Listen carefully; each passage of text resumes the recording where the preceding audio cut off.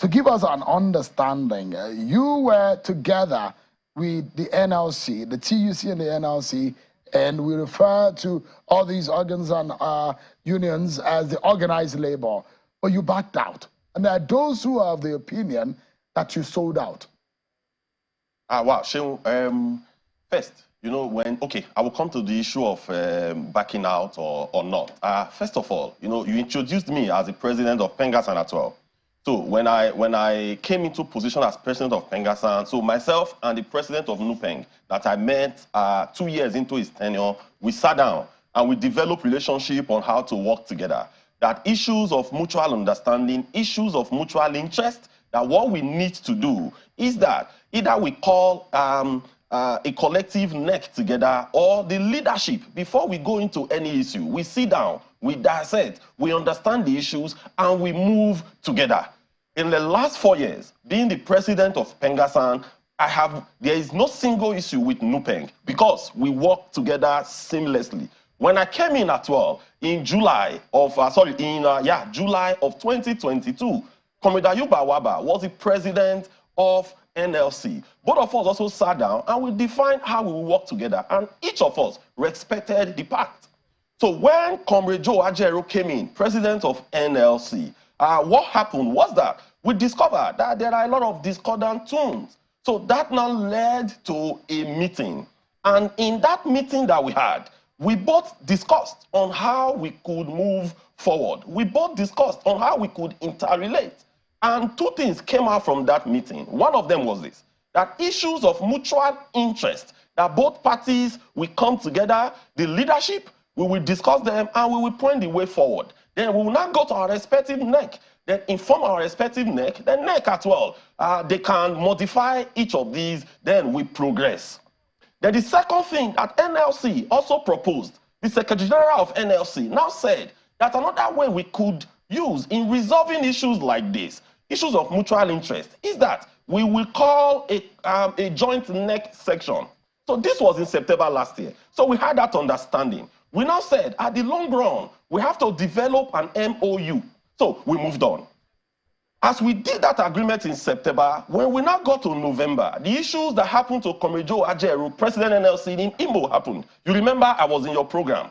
So when that issue happened, we activated the agreement that we reached between myself and my NAC members, National Administrative Council members, as well as the leadership of NLC, as led by the deputy president, the president of Maritime, president of NUT, president of Medical and Health. Three of them, wonderful individuals. We sat down together and we defined what should be done to react to that brutalization.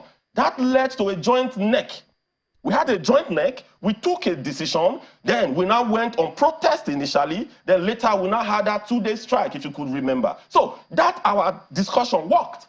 But in this case, Shehu, both of us came together. We issued an ultimatum. The 14 days that was in that ultimatum was the brainchild of TUC. We were the ones. In fact, I specifically requested that we have to add ultimatum to it. So that ultimatum was our brainchild. So we issued the joint statement. After issuing the joint statement, naturally, when you issue an ultimatum, what you need to do is that if you issue a 14 days, you wait. After 11 days, you will now check and see, have they complied to it? If not, then the leadership was supposed to now meet, review where we are. Then after then, take a decision we call our collective neck. But we were shocked. We did not even know that NLC had called neck 6 days into this ultimatum.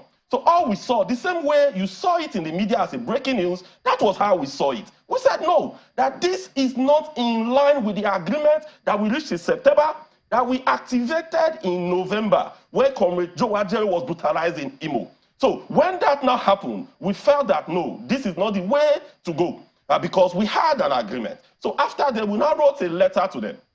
That what happened? Initially, we spoke on phone. They said that no, that this is not about the ultimatum, that is just to protest hunger. But we said that we've already agreed that whenever we have issues that concerns both, that we have to synergize first before anything. We now also learned that the neck of NLC, the mandate that was given was that after this neck meeting, go and synergize with TUC.